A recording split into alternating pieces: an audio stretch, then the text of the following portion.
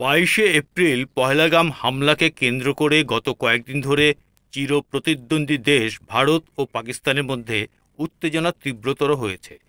পাকিস্তানের প্রতিরক্ষামন্ত্রী খাজা আসিফ বলেছেন, পাকিস্তান তার বাহিনীকে শক্তিশালী করেছে এবং ভারতের যে কোনো অনুপ্রবেশের জন্য তারা প্রস্তুত। অন্যদিকে ভারতের প্রধানমন্ত্রী নরেন্দ্র মোদী পহেলগাম হামলার বিষয়ে পদক্ষেপ নেওয়ার জন্য তার সামরিক বাহিনীকে কার্যকরী স্বাধীনতা দিয়েছেন। ভারত হামলাকারীদের সীমান্তের বাইরের যোগসূত্রের ইঙ্গিত দিয়েছে। অন্যদিকে পাকিস্তানের রাজনৈতিক ও সামরিক নেতৃত্ব দৃঢ়ভাবে কোনো সম্পৃক্ততার কথা অস্বীকার করেছে। হামলার পরপরই প্রধানমন্ত্রী শেহবাজ শরীফ এই ঘটনার নিরপেক্ষ আন্তর্জাতিক তদন্তের আহ্বান জানিয়েছেন।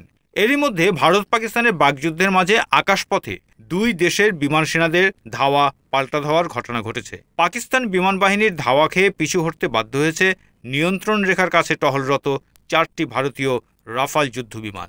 বুধবার কাশ্মীরের পাকিস্তান অধিকৃত আকাশে টহলরত ভারতীয় বিমানগুলো পালিয়ে যেতে বাধ্য হয়েছে বলে জানিয়েছে পিটিভি নিউজ।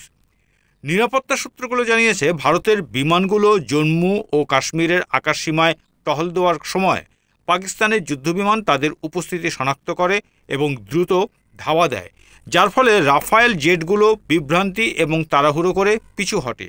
নিরাপত্তা সূত্রগুলো আরও নিশ্চিত করেছে, পাকিস্তান সশস্ত্র বাহিনী ভারতের যে কোনো আক্রমণের উপযুক্ত জবাব দেওয়ার জন্য সম্পূর্ণ প্রস্তুত ও সতর্ক রয়েছে। তবে দুদেশের সরকার ও সশস্ত্র বাহিনী এখনও এই বিষয়ে বিস্তারিত কিছুই জানায়নি। পাকিস্তানের তথ্যমন্ত্রী আতাউল্লাহ তারার বুধবার সকালে বলেছিলেন, বিশ্বাসযোগ্য গোয়েন্দা প্রতিবেদন ইঙ্গিত দেয় ভারত আগামী 24 থেকে 36 ঘন্টার মধ্যে পাকিস্তানের বিরুদ্ধে সামরিক পদক্ষেপ নেওয়ার পরিকল্পনা করছে। এরপরেই আকাশপথে এমন ঘটনা ঘটল। পহেলগামের হামলার জন্য কোনো প্রমাণ ছাড়াই পাকিস্তানকেই দায়ী করেছে ভারত। তবে পাকিস্তানের রাজনৈতিক ও সামরিক নেতৃত্ব এই অভিযোগ দৃঢ়ভাবে অস্বীকার করেছে।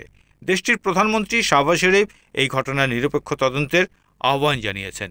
পাকিস্তানের পররাষ্ট্রমন্ত্রী ইসহাক দার ঘোষণা দিয়েছেন, পাকিস্তান আগে হামলা করবে না, তবে ভারত আক্রমণ চালালে নিশ্চুপ বসেও থাকবে না, তারা এর কঠোর জবাব দেবে।